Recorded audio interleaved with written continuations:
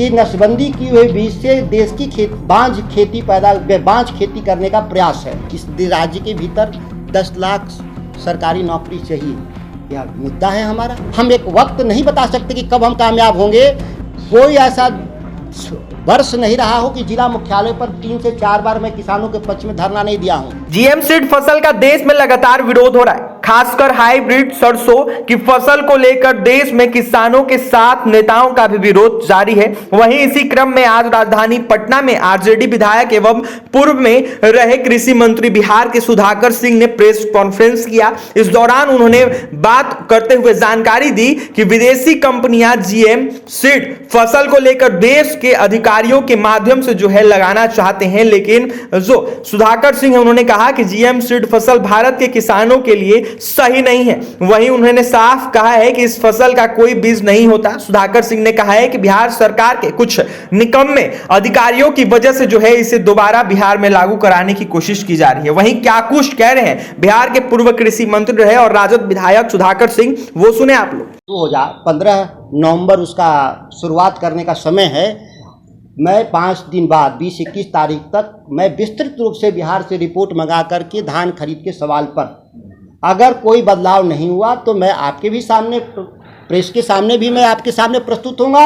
और इस सवाल को लेकर अगर गड़बड़ी दिखेगा मुझे तो जिस तरह से मैं आंदोलन करने वाला आदमी हूं, मैं आंदोलन में भी दिखूंगा। अभी तक के आप जितने बयान मैंने देखे हैं, ये मेरा दूसरा प्रेस कॉन्फ्रेंस है दिल्ली में, पहला और दूसरा, क्योंकि ब्लॉक महत्व का विषय है। पूरी राष्ट्र की खेती चौपट होने वाली है। इसलिए मैं कहा कि नसबंदी की हुई बीज से देश की बांझ खेती करने का प्रयास है। क्योंकि मैं देशज भाषा में कहा कि बिहार के लोग समझ जाएंगे। दिल्ली में था, मैंने दूसरी बात कहा था, अंग्रेजी वाले शब्द हमने इस्तेमाल किया था।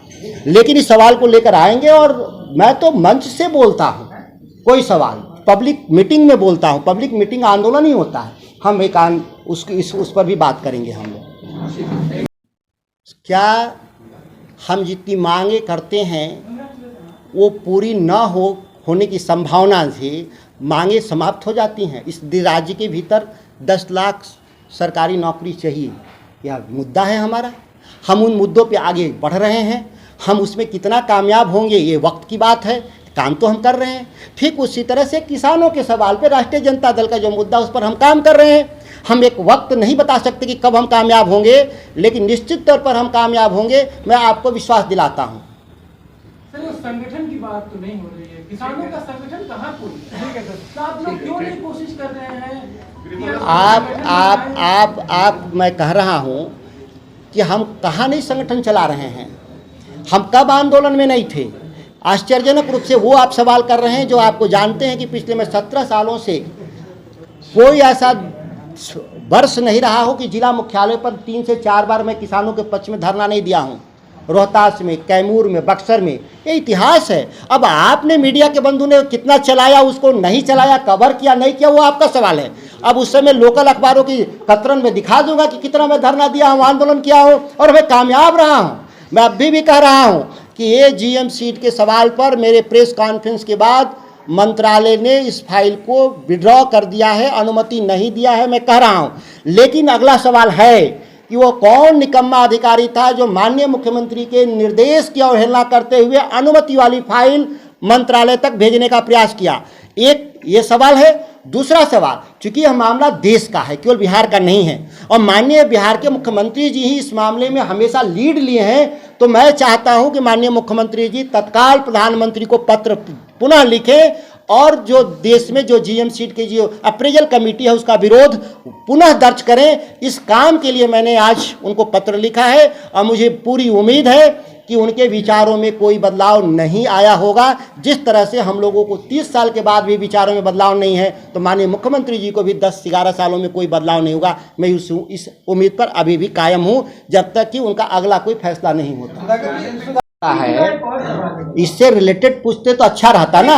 वो तो राजनीतिक सवाल आप कर रहे हैं। एक सवाल इसके बाद कि आप अपने को किसान, आश्चर्यजनक रूप से कैसे आप इस बात को कह रहे हैं कि कुछ नहीं हुआ। क्या हुआ? आप यह बात समझिए। फिर बात आप सवाल तो कर दिए, तो हमको जवाब दीजिएगा कि आप ही जवाब दीजिएगा?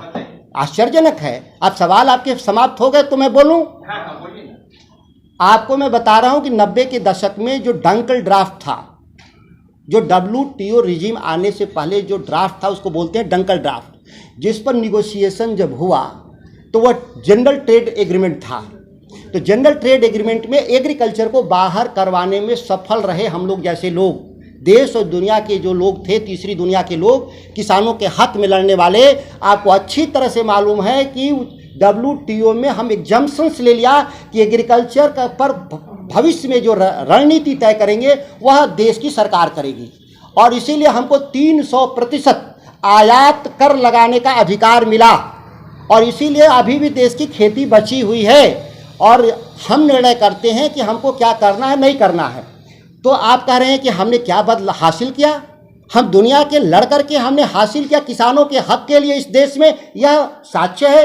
फिर नए तरीके से बदलाव की कोशिश कर रही हैं बहुराष्ट्रीय कंपनियां, वो ताकतवर लोग हैं, फिर वो नए तरीके से भारत के खेती में घुसना चाहते हैं, जिसका हम विरोध कर रहे हैं। और मैंने कहा कि देश की 80% जब आबादी किसानों की है तो पूरे विमर्श में, और मीडिया का विमर्श हो, बौद्धिक वर्ग में हो या राजनीतिक क्षेत्र में, 80% विमर्श इसी पर होना चाहिए। लेकिन आप ठीक से स्टडी करिएगा तो मीडिया और इंटेलेक्चुअल क्लास में मुश्किल से 5% भी बहस नहीं हो रहा है। दुर्भाग्यपूर्ण है। 80% आबादी पर बहस कितना है? 5%, और 95% बहस है धर्म पर, संप्रदायवाद पर। इस पर बहस चल रहा है इस देश में, जो मुख्य विषय नहीं है। मुख्य विषय कैसे बन जाता है ये मीडिया के लोग बेहतर बंधु जानते हैं। आप बार-बार और सभी इसके अलावा सभी विधायकों, सभी विधान पार्षदों और सभी सांसदों को भी मैंने ये पत्र भेजा है कि आप इसको विधानसभा से लेकर लोकसभा तक आप इस विषय को लेकर के बहस को आगे बढ़ाइए किसानों के पक्ष में, और इस लड़ाई को आगे बढ़ाने का काम करें। आंदोलन भी करेंगे। आपके पार्टी का एक बात हुई है उनसे? मैं कहा मैं किसान नेता हूँ सबसे पहले, और मैं जब मुख्यमंत्री जी को पत्र लिख रहा हूँ तो माननीय मंत्री को कोई उनसे अलग नहीं है, वो सरकार के हिस्सा हैं।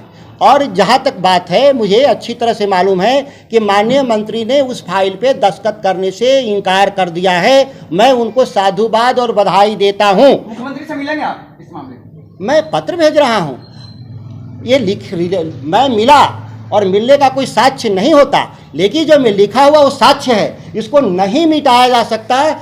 मिलने का अर्थ क्या हुआ? जिस सवाल को लेकर के है, उस सवाल को लेकर के मैं रिटर्न जा रहा हूँ, लिखित में जा रहा हूँ। मिलने का भी सवाल होगा, जरूरत होगा तो मिलने। सदन भी होने वाला है, उसमें क्या रहेगा आपका रोल? एकदम ये सवाल रहेगा मेरा, ये जीएम सीट पर भी मेरा सवाल रहेगा, बिहार में मंडी कानून पर भी मेरा सवाल रहेगा, मिनिमम सपोर्ट प्राइस पर मल्टीपल एजेंसी खरीद करे, यह भी सवाल होगा। इन सभी मामलों पर पार्टी गाइडलाइन से बाहर भी जा सकते हैं सदन के अंदर? जी, आपको मैं स्पष्ट कर दूं कि यह सभी तथ्य पार्टी लाइन के भीतर हैं, और जब पार्टी लाइन के भीतर हैं तो पार्टी मेरे से इस विषय पर चर्चा करेगी जरूरत होगा तो, और मैं भी पार्टी से चर्चा करूंगा जरूरत होगा तो।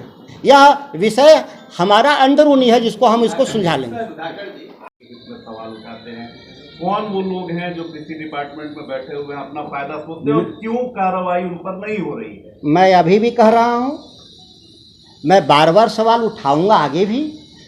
कोई एक विषय बताइए जिसमें केवल जीवन में एक बार सवाल हुआ हो, आगे ना हुआ हो। वो सरकारी नौकरी नहीं, सवाल क्यों कृषि पर आपको चिंता है कि सवाल नहीं होना चाहिए? बिल्कुल होना चाहिए कृषि पर सवाल, हाँ यही।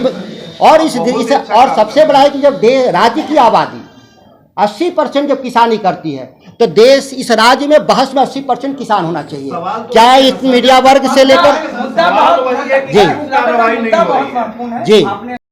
तो आपने सुना, सुधाकर सिंह बिहार के पूर्व कृषि मंत्री हैं और उनका साफ कहना है कि बिहार में लागू नहीं होना चाहिए जीएम सीड फसल।